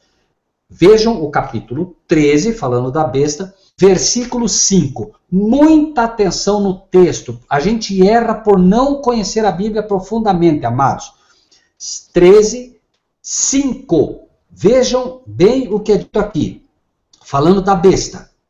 Foi-lhe dada uma boca para proferir grandes coisas e blasfêmias, e deu-se-lhe poder para, olhem a palavrinha ali, poder para continuar. Ou seja, ela recebeu a ferida, ela ficou boa da ferida, foi curada, mas ela vai continuar. Olha essa palavra aí, irmãos. 42 meses. Biblicamente, um mês tem 30 dias. Então, 42 vezes 30 igual a 1260. Porém, irmãos, agora o papado recebe poder por 42 meses. Não diz 1260 dias. E quero que prestem muita atenção, porque, irmãos, são detalhes que a gente se perde. Por que Deus não colocou aqui 1260 dias ou 1260 tardes e manhãs? Porque Deus quer que você entenda aqui literalmente. Um dia equivale a um ano. Então, se eu tenho 1260 dias dito, eu tenho 1260 anos. Porém, 42 meses está aqui para mostrar que isso agora é literal, irmãos. Agora é literal esse tempo, ok?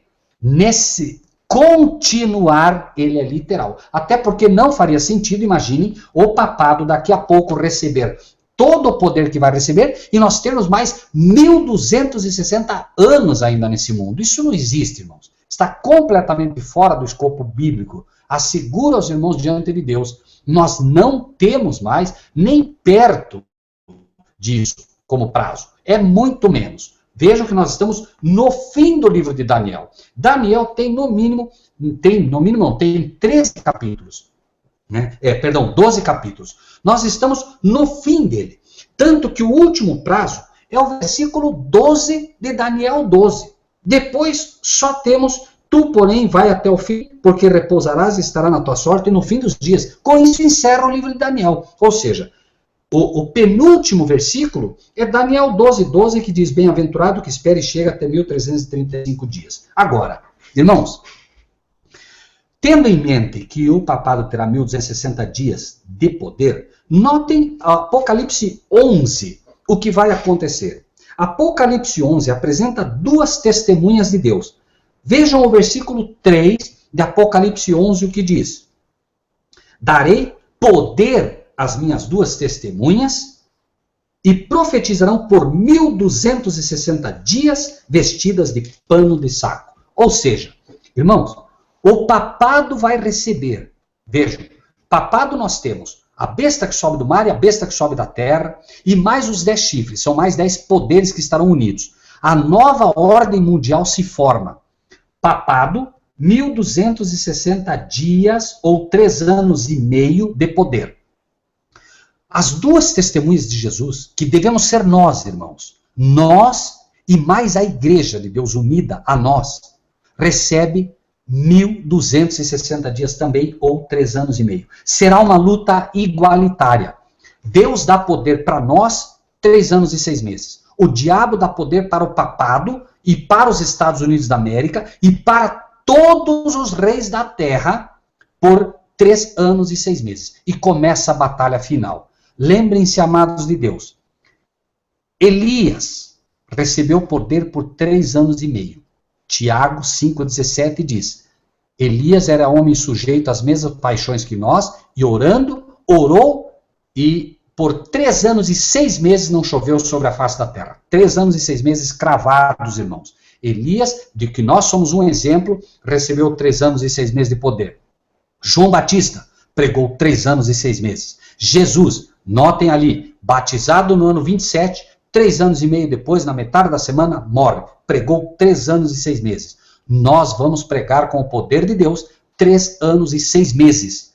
E o papado vai nos perseguir durante todo esse período, porque ele receberá poder do inimigo para fazer isso. Porém, notem aqui, finalizando com isso agora, vamos finalizar com Daniel 12, nas 3 etapas para os irmãos ver que impressionante isso. Se o irmão Marcílio puder, irmão Marcílio, por favor, só descer um pouquinho para que a gente possa pegar a supremacia papal número 1 lá em cima também, meu irmão. Só para cima, não precisa ir para o lado. Só para cima, por favor. Me ajude aí que vai aparecer isso. Tem que aparecer só não, tem que ficar os dois. Tem que ficar o tempo determinado do fim da número 2 e da número 1, irmão Marcílio, por favor. Que aí os irmãos podem acompanhar aí, tá? Pode subir mais, irmão Marcílio. Mais, por favor, suba. Não, suba, Marcílio, não desça, suba. Não, para cima. Suba, isso, mais. Ok, aí, agora, um pouquinho mais. Isso. Pegando essas duas partes amarelas mais escuras. Amém. Ok? Isso aí, irmão Marcílio. Obrigado, meu irmão. Se vocês observarem a supremacia papal número 1, vamos ver aqui primeiro os 3 períodos de Daniel. Daniel 12. Então diz: o tempo de poder do povo santo é 1260 dias, ou tempos e metade de um tempo, segundo Daniel 12, 7. O versículo 11 diz: desde o tempo em que contínuo for tirado e posta a abominação desoladora, haverá 1290 dias. Então vejam aí, 1290 dias, tirado o contínuo e posta a abominação desoladora. E o 12, versículo 12, diz: bem-aventurado que espere e chega até 1335 dias. Ok? 3 períodos. Irmãos, façam a conta comigo para ver se Deus não é perfeito e se não consegue ter o controle das coisas de uma forma assim absolutamente impressionante. Poder do papado na supremacia papal número 1. 538 até 1798, correto? 1260, ok? Vejam aí, 1260 no passado agora, como se cumpriu. Como foi o cumprimento? Tirado o contínuo, tirado o verdadeiro sacerdócio e colocado um sacerdócio falso no lugar. 538 a 1798, 1260, certo? Agora veja aqui. Desde o tempo em que o contínuo for tirado e posta a abominação desoladora, 1.290 dias. Então, repetindo, 538 a 1798, o poder desse papal. Do ano 508 a 1798, 508 é quando se estabelece o poder papal. Se você fizer a conta, 1.290 cravados. Note, 508 a 1790 e 1798. Você tem 1.290. Ou seja, você tem, quando foi tirado o contínuo, foi tirado aqui Cristo de cena, foi colocado um falso sacerdócio no lugar, tirado o contínuo, posto a abominação desoladora, e vai até 1798. Então você tem 1290, 1290. Bem-aventurado o que espera e chega até 1335. Faça uma conta simples agora, tá? Pegue pura e simplesmente o ano. Pegue simplesmente o ano em que se estabelece a abominação desoladora do ano 508, porque dizia, bem-aventurado que espera e chega até 1335. Pegue 508 e diminua 1844. 508 menos 1844, igual. Veja quanto tempo você tem. 1335. Você vai encontrar a data de 1336, mas lembre-se que estamos falando de outono a outono. Então você diminui um ano justamente porque você fecha o ano de outono, obviamente, com um a menos. 508 a 1844, você tem cravados, bem-aventurado que espera e chega. Por que bem-aventurado que espera e chega? Lá. Porque a partir desta data o santuário seria purificado. Agora vamos para a supremacia papal número 2. Desça os seus olhos ali no tempo determinado do fim, que é o segundo cumprimento. Ou seja, isso, irmão Marcílio, muito obrigado. O que foi, isso é o que há de ser, e o que se fez, isso se fará. De modo nada novo debaixo do sol. Então vejam, começa os 1290 dias. Quando? Exatamente agora. Note que está em relação com 508. Ou seja, essa parte aqui é os 508. Ou seja, o que acontece aqui? Retira-se, irmãos, retira-se o sábado.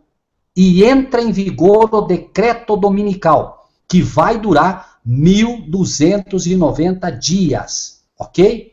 1290 dias. Depois, 30 dias depois, começa a perseguição papal. 30 dias depois, perseguição papal e o poder do povo santo. Lembre-se que o poder do papal é também de 42 meses. Ao fim dos 1290 e dos 1260, nós temos o fim do tempo de poder e perseguição papal. Bem-aventurado que espere e chega até 1335, ou seja, somados 1335, nós temos o anúncio da vinda de Jesus e o libertamento do povo de Deus. Por isso, bem-aventurado que espere e chega até 1335. Ou seja, a purificação final do povo de Deus. Lembre-se, né? Paulo diz, num piscar de olhos seremos transformados. Ou seja, né? Deus usou toda a verdade presente agora para limpar o seu povo, mas o arremate final é no anúncio da vinda do Senhor Jesus, ao soar da 7ª trombeta, quando nós seremos, como diz Paulo, num piscar de olhos, esse santuário será plenamente purificado, e o santuário no céu também. Por quê? Porque nesse exato momento, Jesus tira todos os pecados de dentro do santuário, depõe sobre Satanás, é o bode da expiação, lembre-se, Satanás é expulso para a terra e inicia, né, a partir daí, dessa bem-aventurança, inicia o libertamento do povo de Deus. Lembrem-se que Jesus, ao partir do céu, levará 7 dias para chegar à nossa terra. Todos aqueles que não guardaram o sábado terão o privilégio de guardar o sábado na própria viagem que se fará à Nova Jerusalém, uma vez que ninguém que tenha guardado pelo menos uma vez o sábado nessa terra poderá entrar pelas portas da Nova Jerusalém, conforme, né, temos lido. Amados irmãos, irmão Marcílio particularmente, me perdoe demorou bem mais, mas nós não poderíamos encerrar essa profecia sem deixar esse tema, assim, pelo menos, bem mastigado, tá bem? É com o irmão. Perfeito, não tem que pedir perdão não, irmão Rogério. Fantástico. Vai ficar muito mais interessante ainda quando a gente colocar para esse tempo de agora, hein? Eu percebi exatamente. Nós vamos trazer ainda para o nosso tempo agora os detalhes da profecia, né? Que é o cumprimento final, né? Eu percebi que num dado momento ali, eu fiz uma colocação ali, eu fiz uma colocação ali que eu percebi que nós estamos bem às portas com Jesus aí, colocando por tempo de agora, hein? No final de Jerusalém, ali quando se fecha o cumprimento da morte de Cristo.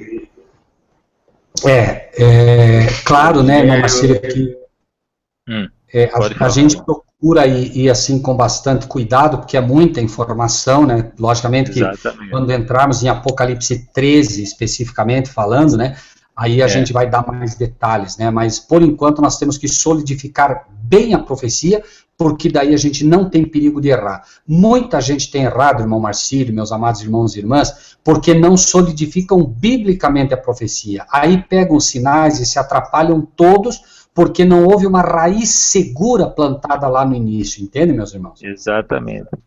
E nós vamos chegar muito próximo nesse tempo, né, de Mateus 24:15, né? Quando abominável a desolação de que falou o profeta Daniel, quem lê entenda. Na verdade já está às portas, né? Está às portas, Bom, os irmãos. Irmão Marcílio.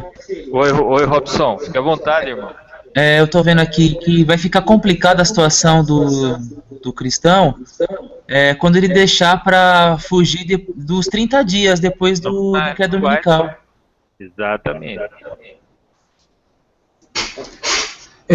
Vejam, irmãos, né? Nós entendemos que Deus, vejam só, Deus não daria para nós essa palavra se Ele não estivesse disposto a nos preparar para isso. Não é momento de desespero, é momento de pé no chão, é momento de estudar, é momento de buscar. De orar.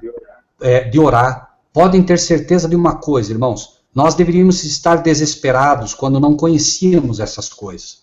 Porque Deus, Ele não perde tempo com material imprestável. Deus é um Deus que conhece cada coração e Ele diz em sua palavra, né? Ele é quem capacita. Ele diz, eu opero o querer e também o efetuar. Eu fico muito feliz, eu estou vendo aí o irmão André dizendo, eu e o irmão Kelso estamos extasiados com essa palavra. Amém. É tudo que Deus precisa.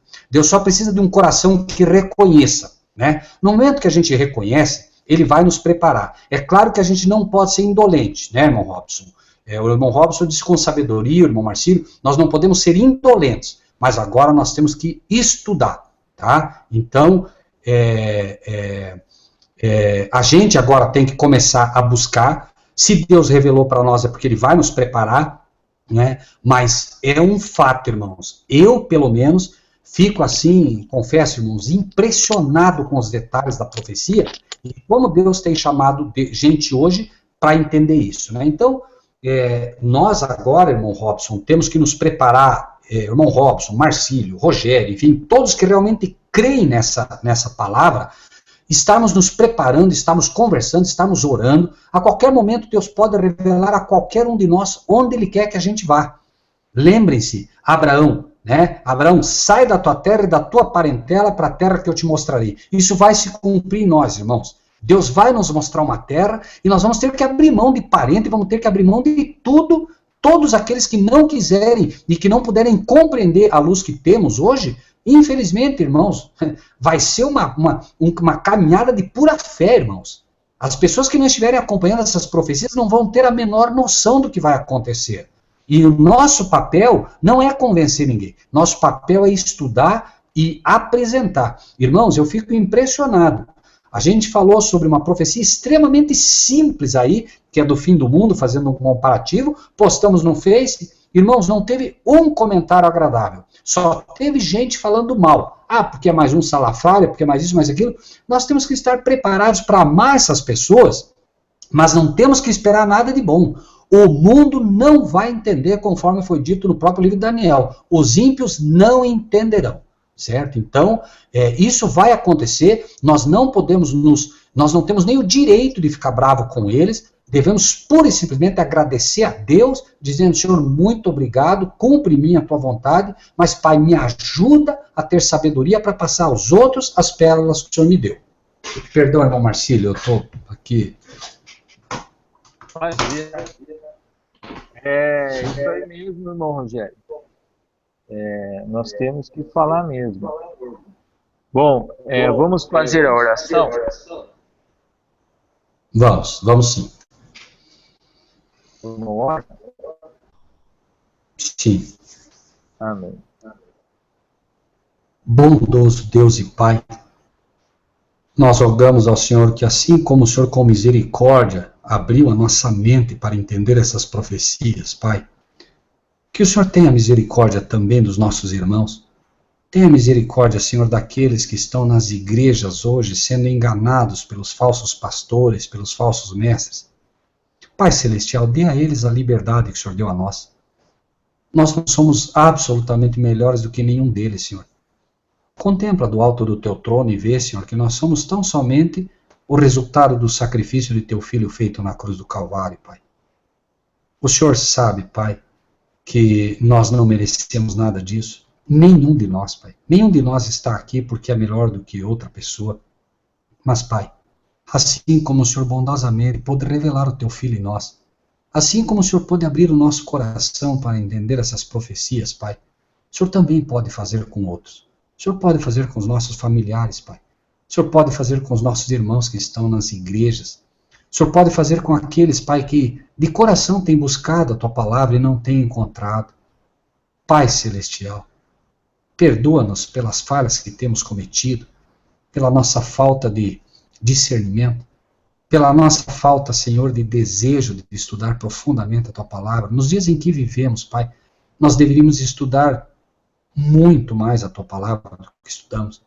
Mas, Pai, não atente para os nossos pecados, Pai. Olha para o sacrifício de Teu Filho feito na cruz. Olha para Teu Filho com os braços abertos nos chamando como um convite eterno de amor e misericórdia. E, Pai, que o Senhor possa tocar o coração de todos aqueles, Senhor, que de uma ou outra forma estão buscando a Tua luz. Abençoe grandemente, amado Senhor, o André, que está conosco na sala, o irmão Elcio que veio com ele. Abençoa, Pai Celestial, o irmão Marcílio, o irmão Robson. Abençoa, Pai, a irmã Elaine, a irmã Cris, a irmã Marta, a irmã Maria. Pai Celestial, cada um desses a quem o Senhor tem trazido pela mão, Pai. Não permita, Senhor, que de alguma maneira o inimigo retire deles aquilo que o Senhor lhes tem dado. Pai Celestial, a irmã Joana, que não está conosco, a irmã Sueli, que estudou hoje com a gente, Senhor, ela recebeu, Senhor, um prato extremamente pesado para ela, que está começando, mas faz a diferença no coração dela, Senhor. Trabalha para que ela possa ver que essa é a Tua luz, Pai. E que se o Senhor dá uma luz como essa, é porque o Senhor quer preparar ela também. Pai Celestial, o irmão Fabiano, o pastor Juliano, que não esteve conosco hoje. Pai, o Senhor conhece o coração daquele Teu servo. Que o Senhor possa iluminá-los grandemente, Senhor, para que eles cada vez mais te sirvam. No mais, Pai, a cada um daqueles que estarão estudando conosco, o irmão Idevan, o irmão Júnior Ramos, Senhor, eu nem posso dizer todos os nomes, mas eu sei que eles estão gravados nas palmas das Tuas mãos. Pai Celestial, todas as pessoas que ainda terão contato com esse hangout, Pai, não permita que o inimigo atrapalhe o discernimento deles, e que eles possam entender que os dias que vivemos são solenes, Senhor, e que essas profecias são realmente fantásticas, se recebidas como luz vinda do alto trono do céu. Pai Celestial, dá-nos um descanso feliz, que amanhã, ao abrirmos os nossos olhos, a primeira imagem que apareça em nossos olhos, diante de nós, seja Cristo e esse crucificado. E que tudo que fizermos, Senhor, possa ser para a honra e glória de Teu nome. É necessário que Teu Filho cresça e cada um de nós diminua. Seja assim por toda a eternidade, para a honra e glória de Teu nome, por Cristo Jesus, nosso Salvador. Amém, Pai. Amém. Amém. Amém. A todos os amados irmãos e irmãs que estiveram conosco, muito obrigado pela paciência, amados irmãos, irmão Marcílio, muito obrigado, irmão Robson, enfim, a todos. Deus seja com todos vocês. Ósculo santo da parte minha e dos vossos irmãos aqui da igreja de Contenda e de Curitiba, amados. Amém, Senhor. Amém. Boa noite, Robson. Boa noite, irmão Rogério. Boa noite a todos os irmãos que estiveram até agora conosco na sala assistindo esse estudo aí, prestando bastante atenção. Deus abençoe a todos. E até quarta-feira, às 20h30, se Deus quiser. Boa noite. Amém. Deus abençoe a todos. Boa noite. Irmão Marcílio, se puder entrar no Skype comigo um minutinho, eu agradeceria, tá bom, meu irmão? Ok. Eu vou ligar já, Rogério. Amém. Boa noite.